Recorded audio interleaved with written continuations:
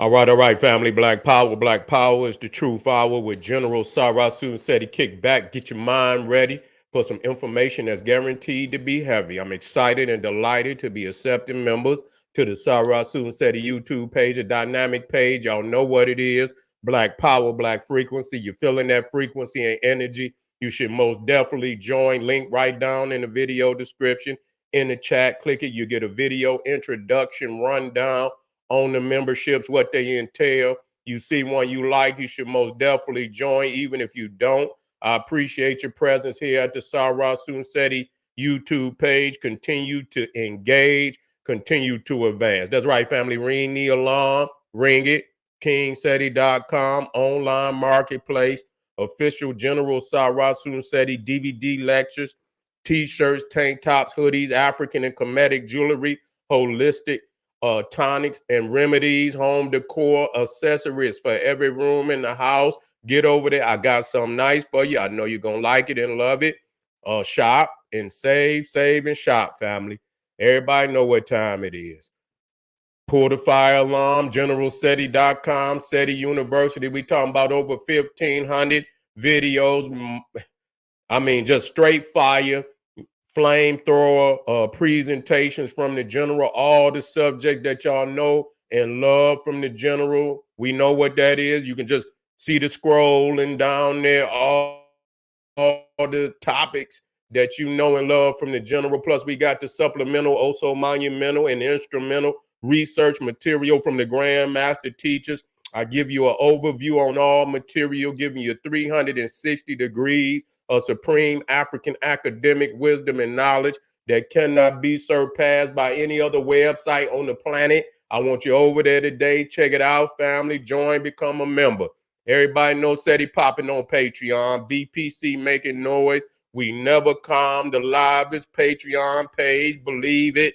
Believe it. We not just uploading. We go live. And so you already know SETI Live is lit. That's what you want. You got over 500 exclusive live streams that have never been seen on any platform. And I don't know nobody that don't want no fire SETI. I don't know nobody. So I know, get on over there, check it out, become a patron, family. We got some fire for you.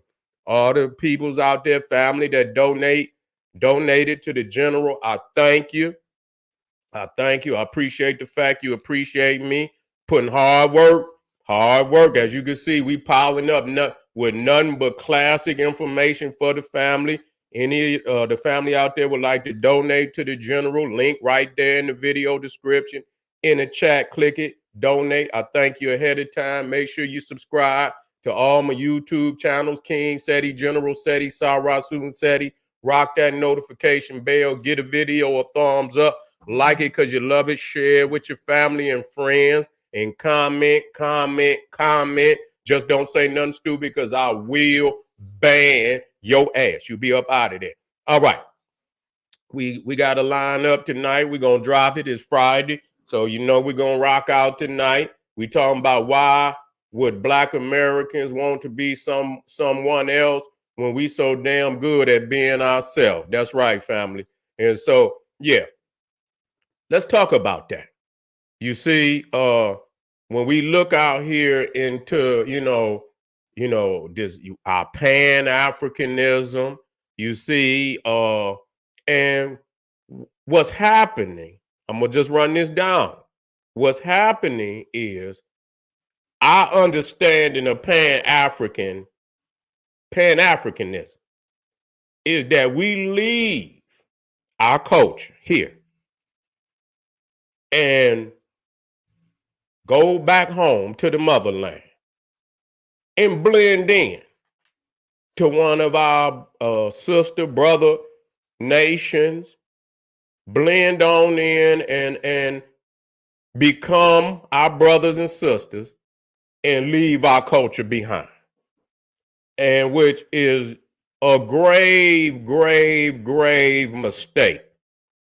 What we will be making. Okay? I do believe that. We have a very profound culture that we have developed here. Let me explain something to y'all. Okay?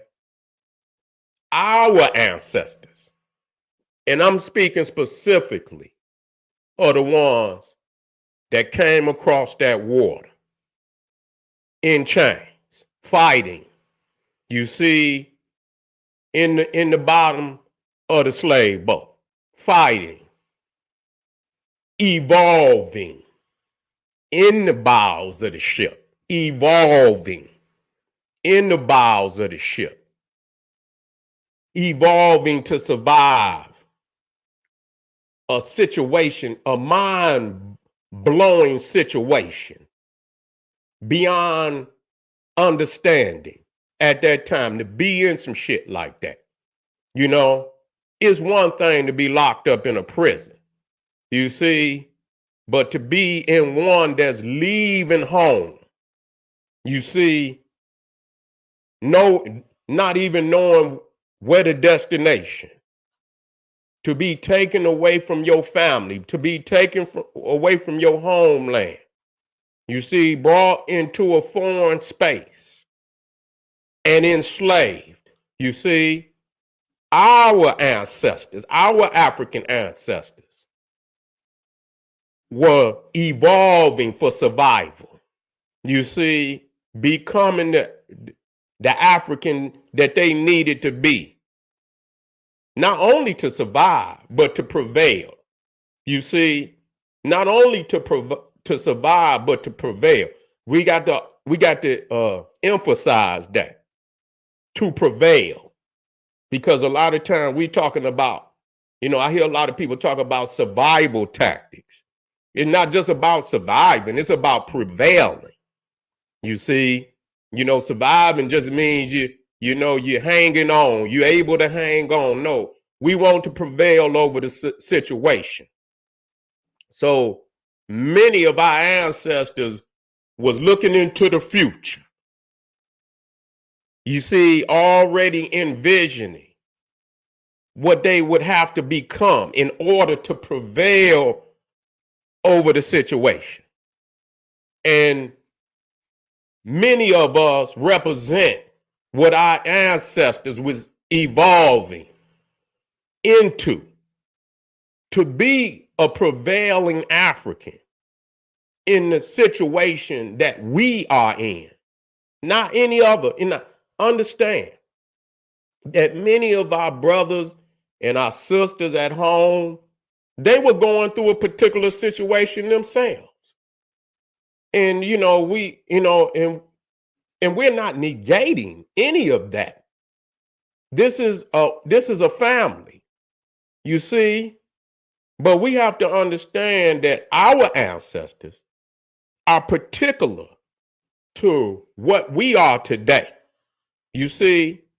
And so when you look in the mirror and you see yourself, you are the evolution of Africans that came, particular Africans, our direct lineage, you see, came over on the boats. And those are the only Africans that we have a commitment to. And let me explain what I'm saying.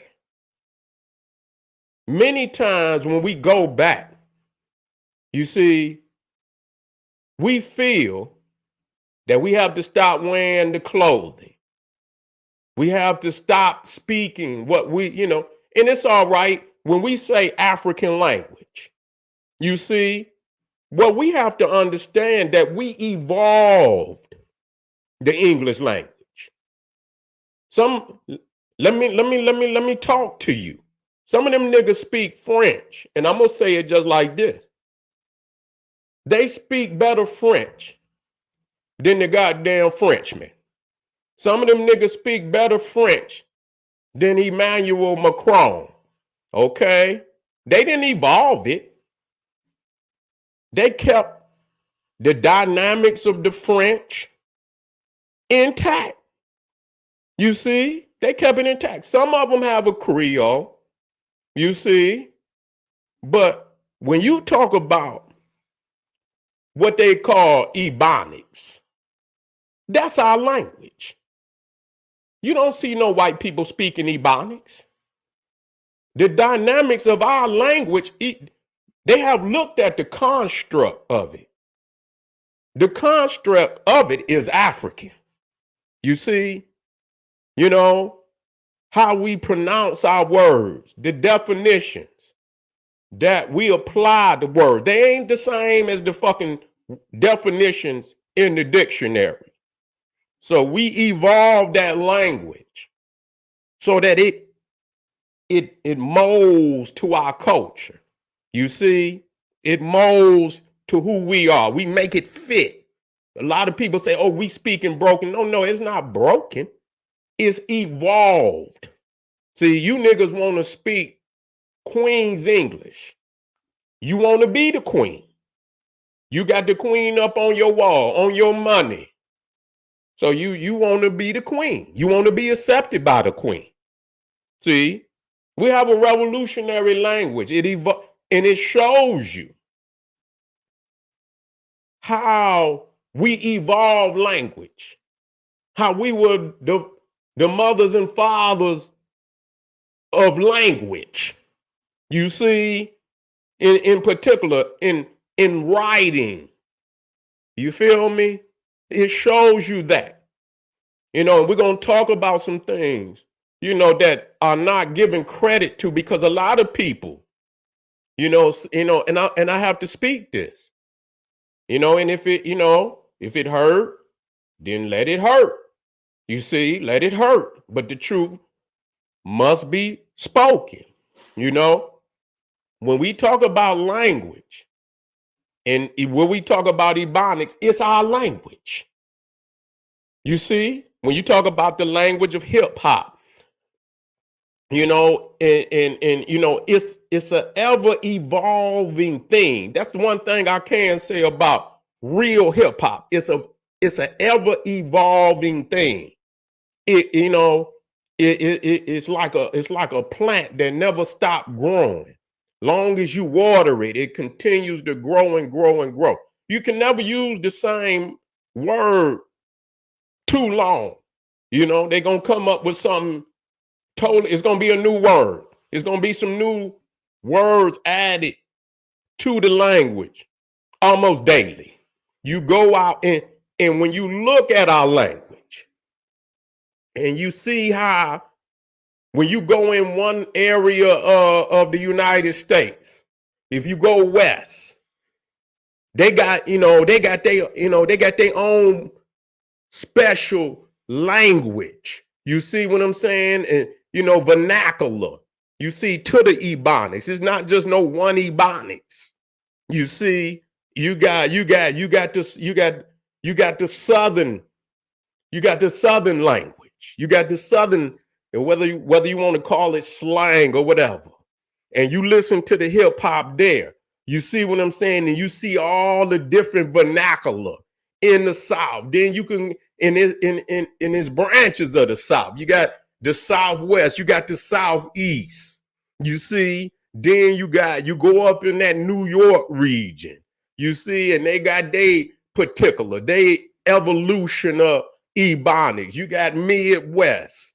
You see, and so yeah, so when you look at the tree and you see the dynamic of an ever evolving language of our people, that's our language. You see, that's our language. It speaks to our reality. We make it speak to our reality, which a people is supposed to do. You see? And so I don't want nobody ever to say it's broken English. It's not broken English. We took the language in which we were forced to speak and we customized it and we evolved it so where it fits into our reality. You see, so that is our language. The clothing. You see, you didn't see white boys and shit and white girls trying to dress like what, you know, our hip hop thing. You see, you know, the hairdos. You see, we had never been to Africa, even if there's some similarities.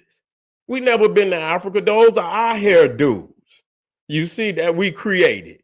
You know what I'm saying? Right here, under our own evolution, the clothing and shit. I don't know about all that skinny jeans shit. You know what I'm saying? That's some y'all niggas dressing like Peter Pan and shit with that shit. You know what I'm saying? Y'all motherfucker dressing like some medieval minstrels and shit. I don't know what the fuck y'all dressing like. But y'all didn't, you didn't went back, and so we you could tell that we had come from royalty, because we love to get fresh. That's the word. We love to get fresh, and our sisters and they hairdos and shit, how that evolved. You know what I'm saying? How we like to wear gold and shit. Yeah, we evolved. So when we look at our culture, it is a dynamic culture. And it's so dynamic, you understand, along with the music, the language, the clothes, the dances, and all of that.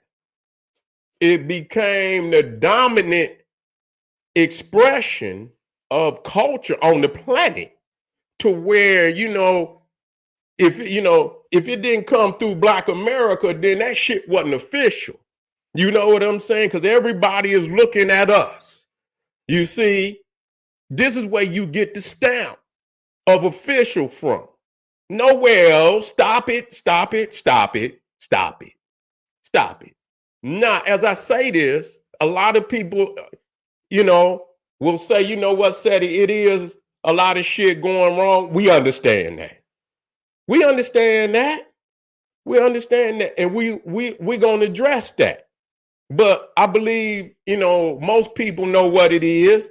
But in order to, evolve, because we're continuing to evolve. We're not done. We are a work in progress. You see, we are a work in progress. And there's always the element of the chaotic thinking that tries to pull us back.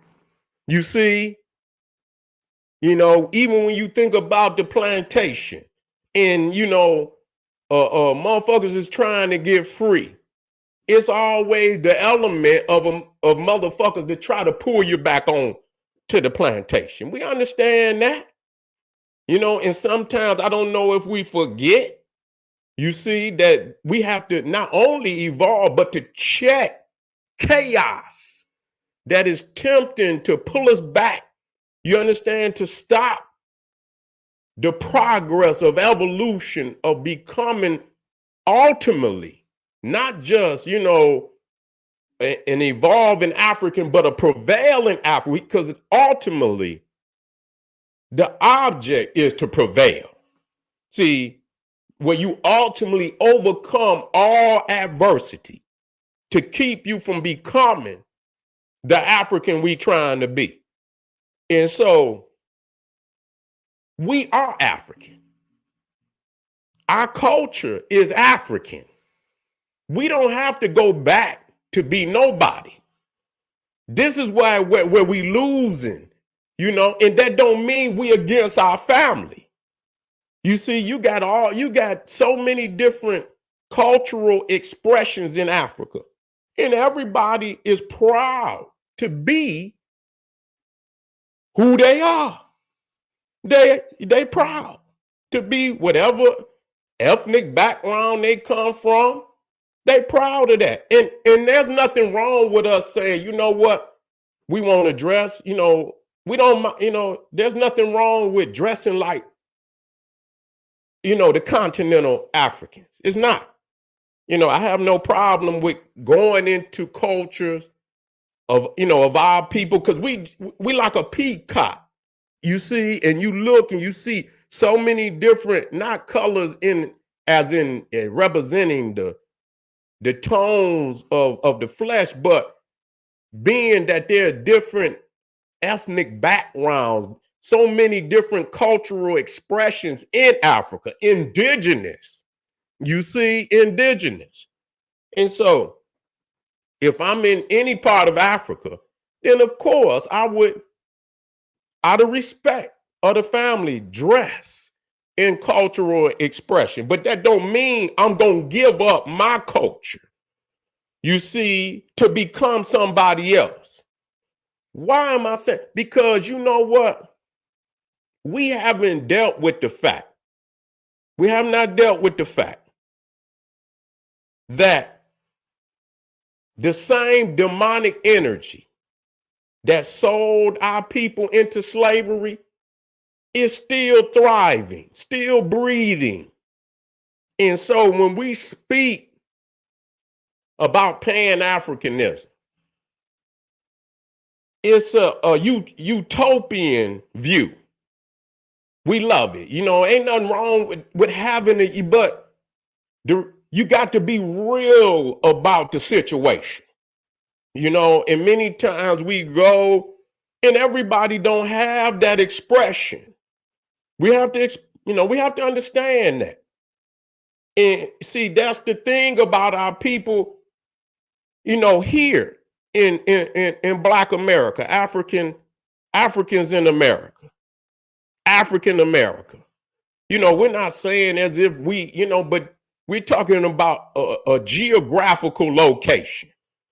Okay? A geographical location. We are in America.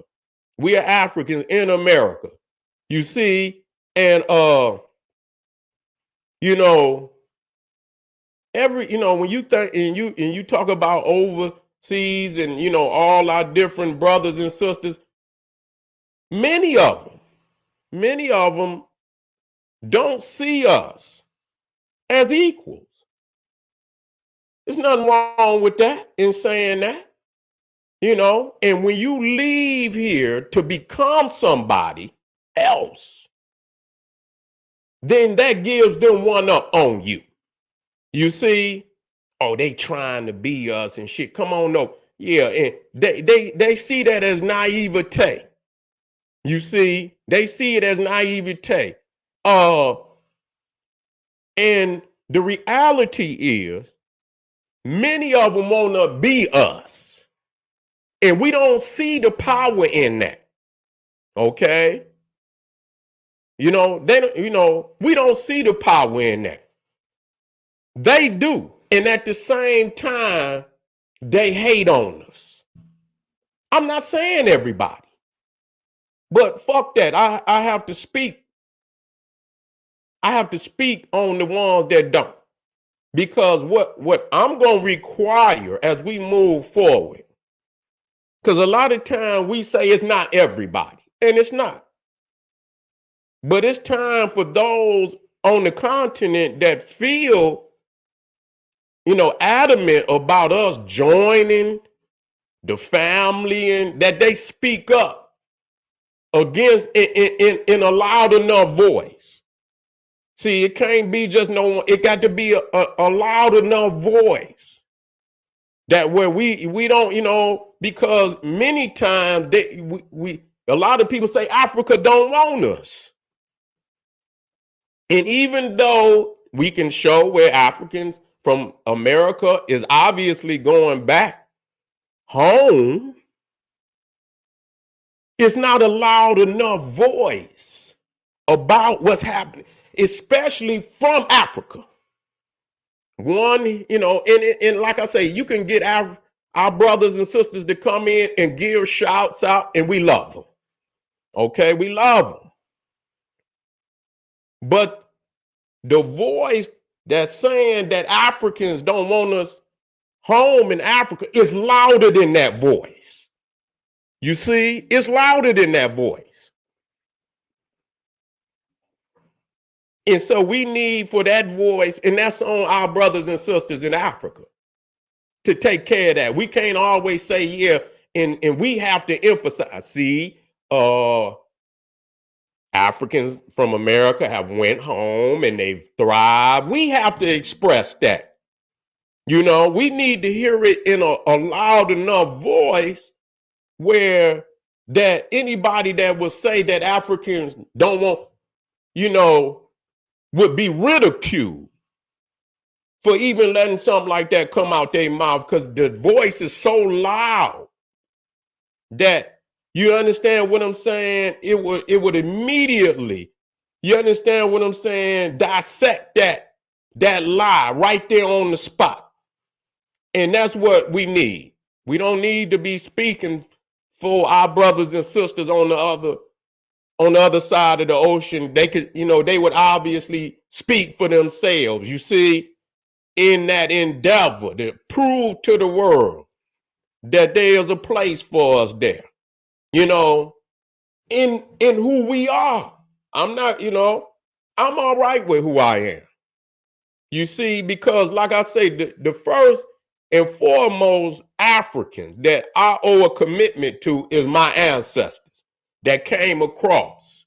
See, when we see, a lot of times when we say a commitment to Pan-Africanism, you think that because it's some Africans on the other side that, obviously will say, and I didn't heard them say, but you have to understand that same spirit that you hear niggas is, them niggas that don't respect us, and those are the same niggas that sold our ancestors into slavery. And see, the thing is, in which I thought about, I say, damn, do you realize that because we generalize African history, wherever we see greatness, we identify with it? Because you know why? We've been taught so long that Africans ain't never did nothing. You see, they ain't never did nothing. So wherever we saw any greatness, we identify with it, saying that's our history. But do you understand that some of these nations, or some, I'm not going to say just nation, because there's a lot of different ethnic backgrounds in one African nation, because Africa is full of culture. We're full of culture. But that we had actually identified with some of the tribes unknowingly that sold our people into slavery. Do we realize we did that? Because we have not sat down and really, which should have been a serious goal of ours, is to identify who has something to do with our people's demise. Our ancestors, our beloved ancestors that came across them waters, really, that's who we owe.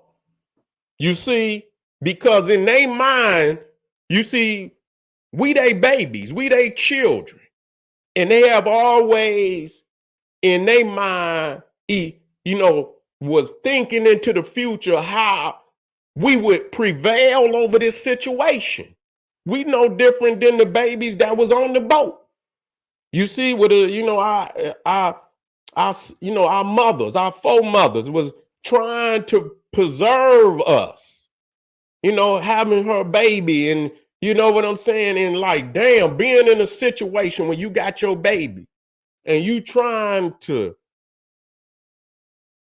come to an understanding of how can I protect my baby in a situation like this? And so the ideals that they had for us to prevail, we are we are today the representatives of those ideals that our family was trying to evolve into so that we would prevail. And so we owe it to our ancestors, and whatever they evolve, we are that. We African. We are that. We don't owe nobody shit, because number one, whether they could or not, you see, nobody came for us. You see, nobody came for us. And I understand that it's turmoil going on the continent. And it's still going on the continent. It's hard to expect family to come and get us when Africa has been under fire ever since the oppressors in that, come to the continent. So how, I'm not personally expecting nobody to come. I'm just going to be real. I'm not expecting, because the fire was on their ass too. Now, if it wasn't no fire on their ass, I could understand. But it was fire on their ass too. So, I'm not expecting nobody to come. But understanding that our ancestors evolved, and so whatever they had to do to survive, you see, then we are, the end result of that. And that's what, we have to owe that each generation of Africans over here was evolved, you see, and we are the end result. And we are African. There's nothing about our culture. Yes, we evolved within a European dynamic, but there's nothing about our culture, quote unquote. And when you look at it and break it down, that is European in that sense. Nothing. Even if we had to we invented clothing. We say, no, we can't wear this shit right here. We got to do something with this. You see what I'm saying? We got to make it look like it need to look for our energy. So every fucking thing that you see about us, you understand, has been developed by the African mind for us. And like you can see motherfuckers all over the world as they spit on us. I say, damn. You see what I'm saying? As they spit on us. Adopt the music. Adopt our slang, adopt our clothing, adopt our hairdos. You understand? Both genders. The music, the minds, and let me explain something to y'all. I want y'all to understand this. And I was just thinking about this, and I'm gonna drop this, and we're gonna continue on as we move into the next video. The things that we have developed, because a lot of people, they continue to talk about that. I hear motherfuckers say we were given something, and this is they way of hating on us. You got motherfuckers out here that say that they helped develop hip hop. You understand what I'm saying? And like I say, when you look at black people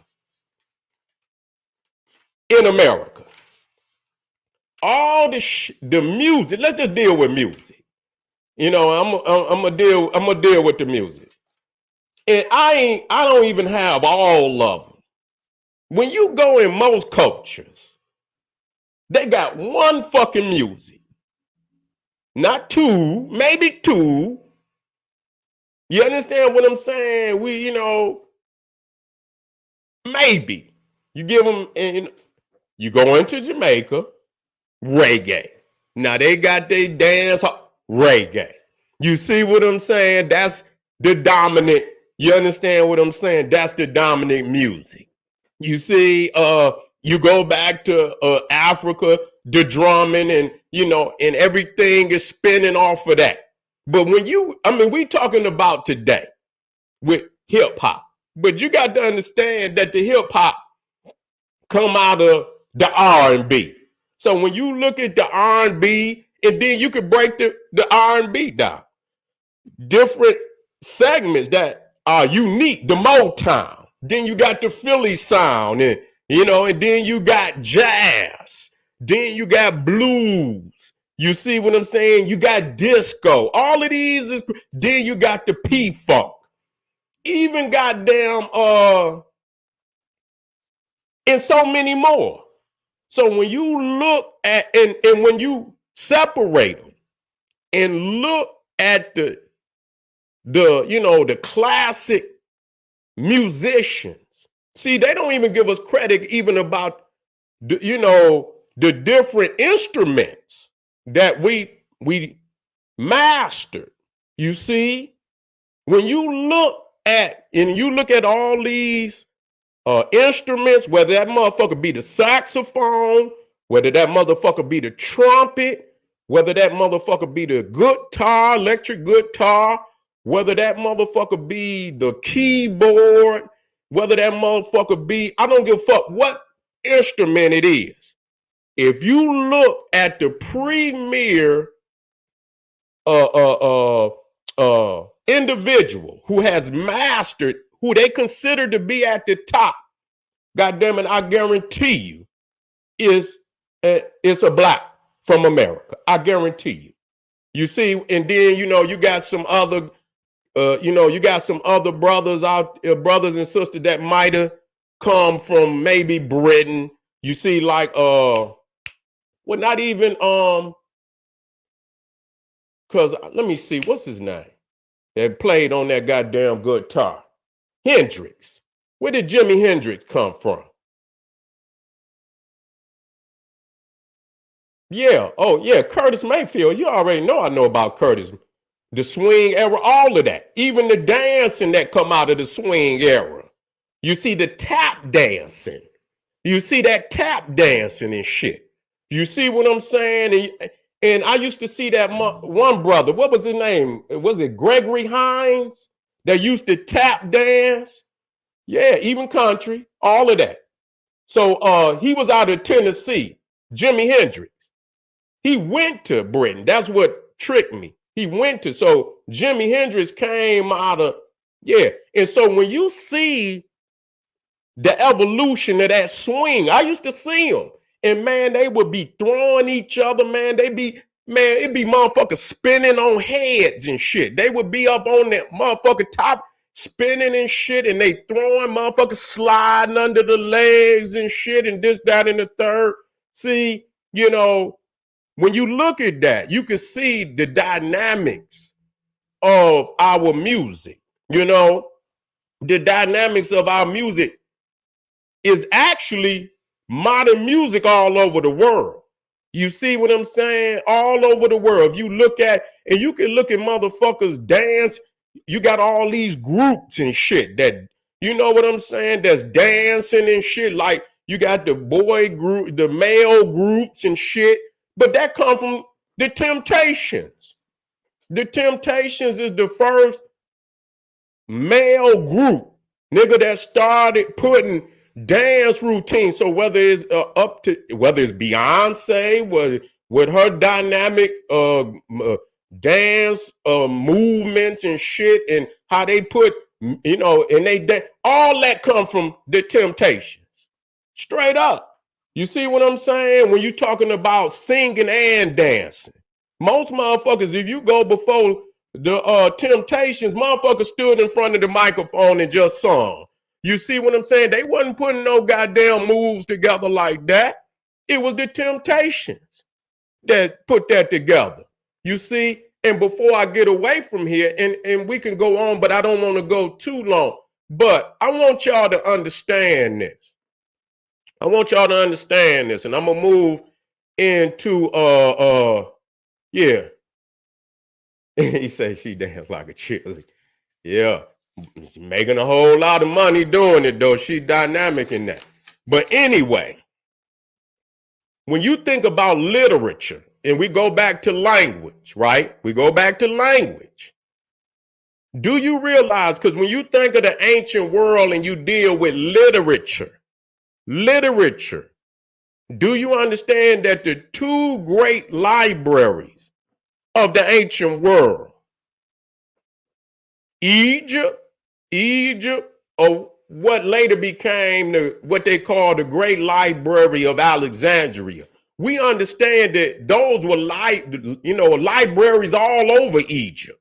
Just like you in today, when you look at the modern world is designed off of ancient Egypt, in the sense that and I want y'all to understand that getting this from me, I explain it to you like this. Egypt is even though it's ancient, it is the world's first modern nation, with all of the different branches of a nation that you have today.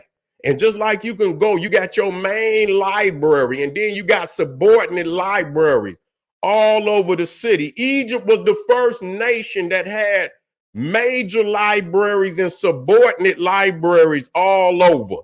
And so Egypt had the world's first great libraries.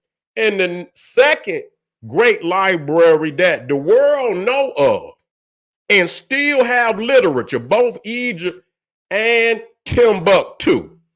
Timbuktu was the second great library system of, we could say ancient, but we'll say more, medieval time. You know what I'm saying? You talking about 1600s, where you got many of the manuscripts that's still here today. You see, and so you can go anywhere else and they'll tell you about great libraries, but they don't have the evidence. So outside of Egypt and Timbuktu, do you realize that Black America has the most production, the most volumes of literature in all subjects, on the planet? If you compile all the literature from Black America, that we have produced the largest library of literature, even surpassing Timbuktu. The only nation that Black America has not surpassed in the production of volumes in literature is ancient Egypt. You see? So that must be, that information must be announced to the world so motherfuckers can say what was given to us. We didn't, nothing was, because we surpassed anything that, Europeans could have given to. They didn't give us none of this. And the fact that they said we was inferior and we're producing this amount of literature, you see what I'm saying, defies any, hating ass, myths and stereotypes of inferiority that has ever been spoken about our people. You see, check the volumes, check them, and then come back and get with me and add, and let's talk about this. So when we look at who what we've done, see, this is what galvanizes us to overcome all of the wrongs. You see, yes, we went astray, but the reason why we have went astray, because a lot of what I'm telling you has not been explained to our people. You see what I'm saying? It's not being taught in the school systems, and and we're not expecting our enemies, and no other culture on the planet waits on their oppressors to teach their own culture and history. This is something that should be in every home, every African home, in on every African block, in every African community. And we should not wait on nobody to give us permission. It should be internalized and spoken on a daily practice, every day, in all aspects of our greatness. And so, family, I just want to say that we don't have to be nobody. It would be a shame for us to give up our culture here. We have to expand it. We have to continue to evolve. But when we look at our greatness, we have a lot to build on, family. We have a lot to build on. And they say Sankofa is to go back and fetch. You see what I'm saying? Go back and fetch. And when we turn around to fetch that which we have already advanced and evolved, we have a hell of a culture right here. You see, so the first commitment that we have is to our ancestors, to ourselves, to our children, and our future descendants. That. And once we establish that, then we turn around and say to our brothers and sisters, we want to be one with our family that want to be one with us. You see, we want to share with you our African culture. You share with us your African culture, but we still want to be ourselves. And I know you still want to be yourself. But there's always that, that intertwining culture, where we're the same in many areas. And so that's, we can always, find comfort in knowing that we are the same in many ways and we're different in many ways. So when we talk about, and I say global African supremacy, you see what I'm saying? Your Africanism, going back to Africa, is right here, first in your mind. You see what I'm saying? Your going back to Africa is memorializing your ancestors, those ancestors that came first. You don't owe no other, because they were on their own. They were on their own. You see, they didn't have nobody. So that's who you owe, that they were surviving and prevailing for you today. You see what I'm saying? That you would be in a better position to overcome all that which was thrown at our people. And so, yeah, that's your African, that's your Pan-Africanism, that's your global African supremacy, is your home right here. That's where you got to, that's where you have to, win and prevail right here.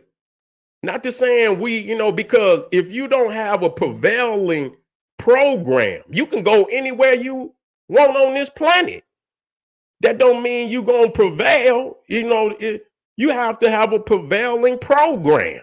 You can you could fail here and take that same failing program wherever and fail over there, fail here, fail there. You just failing. Just because you leave and go don't mean you're going to prevail.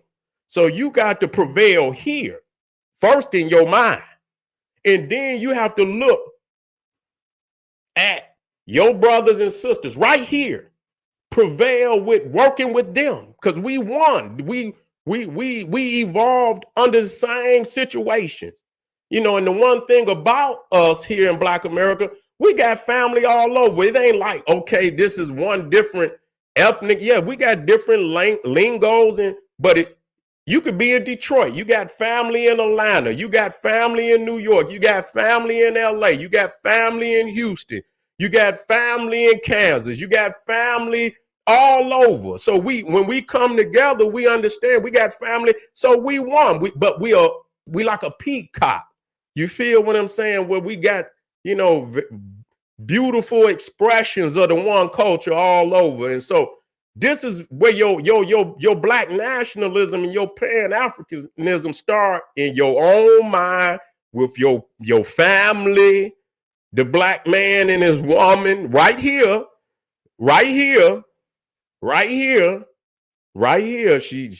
She was in the dungeon with you, nigga. You see what I'm saying? All this time. You see, all this time. And so you got to prevail with her. You see, in the Black family here, under the situation, we got to prevail together. You can't just, and then we got to prevail as a block, as a community. We have to prevail here. We got to show that we understand what Black economics is right here. Because whatever we envision, that's a utopia right now. We need it right now. When you look in these communities, wherever you looking, they need a Black nationalism right motherfucking now. You see what I'm saying? One or two motherfuckers leaving and go. That does not, you understand, solve the problem where you got 40 million Blacks right here that need a Black nationalism right now. You see, they need it right now, right in their own communities. And so that's where we got to see the success. We got to see the success. And yes, we intend to stretch our arms and our hands across the water. But we have to come to understand that everybody over there is not for us. Motherfuckers over here, everybody here ain't for us. You understand? Look just like us, and we need to discard their ass. You understand what I'm saying? Because there's no hope for them. You know, there's no hope for them. And I hate to say it, but truth hurt. Truth hurt. You see, truth hurt. We don't understand that, you know, and so when we hear people talk bad about us, we have to understand that that same element that sold our beloved ancestors into slavery is still thriving and breeding in Africa. So we have to be very strategic on who we share brotherhood and sisterhood with. And like I say, to all our family out there that come to America to be with Black America, and you know, I don't know what you intend to do, but if you coming, we embrace you. Come on, we got a place for you. Come on, family. You home. You come to Black America, you home. Come on. We're gonna look out for you. But if you come here and you come in with an ideal that you better than us, we ain't did shit here, we was given something, that you coming over here to look down on us, we advise you to stay where you at. Because not only have our ancestors been sold into slavery, the right has never been made. The wrong has never been made right. Apologies are not enough. Apologies are not enough. You know, because when our ancestors were criminally and illegally kidnapped and sold into slavery by, and I don't say they own brothers and sisters. We got to quit saying that. Those were not their brothers and sisters. These were some demonic entities. We don't owe them shit, no connection whatsoever. Those were not our brothers and sisters that sold our ancestors into slavery. We have to establish that we recognize, because see, most of those cultures that sold our ancestors, they still identify with their ancestors that sold us into slavery. I don't give a fuck about them. I can say that. And I don't give a fuck about your ancestors. If they sold my ancestors into slavery, I don't give a fuck about your ancestors. Fuck your ancestors. You see what I'm saying? And so we have to, and so when they spit on us, that's their connections. And so, you know, we have to acknowledge that. And there's our brothers and sisters who do identify, but we have to separate them from that element. And many times we go haphazardly and on some utopian shit just to go back and, you know, and not having no understanding of who we fucking with, and going over here getting set up and shit like that. We have to become wiser. And, you know, our ancestors died and bled and, you know, over here. We're not letting nobody come here and benefit off of the blood, sweat, and tears of our ancestors unless they memorialize and honor our ancestors.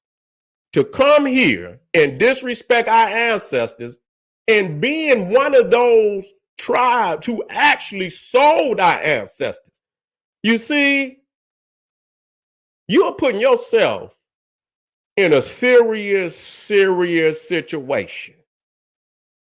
You see, you putting yourself in a serious situation because you thinking that we're not going to wake up and really see what's going on. And when we realize and see what's going on, we're going to check that. We're going to check that. You understand what I'm saying? We're going to check that. You know, and as a people that's looking forward to greatness in the future, it's your right and duty to do that. Your ancestors that evolved to be you, what you are today, and you look at them and you deny their pain and their suffering and allow these and they did everything that they could for you to benefit today and allow the same wicked energy to come across here, deny them, deny you, walk on their graves disrespectfully. This is your last opportunity. You see what I'm saying? To reclaim your dignity, your royalty. You have a great history, but the evolution is still in progress. And to be what we need to be, we're going to have to show the world that we ain't no joke. That's just what it boiled down. We ain't no mother, like Rakim said, I ain't no joke. I ain't no joke, nigga. You see what I'm saying? So you can come with all the smiles, you know how they smile at you, and you know, and be ready to stick a knife in your goddamn back soon as you turn your back. You best to wake your ass up and make a motherfucker respect you, respect your culture. Without hesitation, it must be respect, you see, for our people. And I believe that the day is here. I believe we will rise to the occasion and see what's going on. And lastly, to understand what I just said, not to, let a bridge be there. Don't burn the bridge down for our brothers and sisters that love us, respect us, to come across the bridge.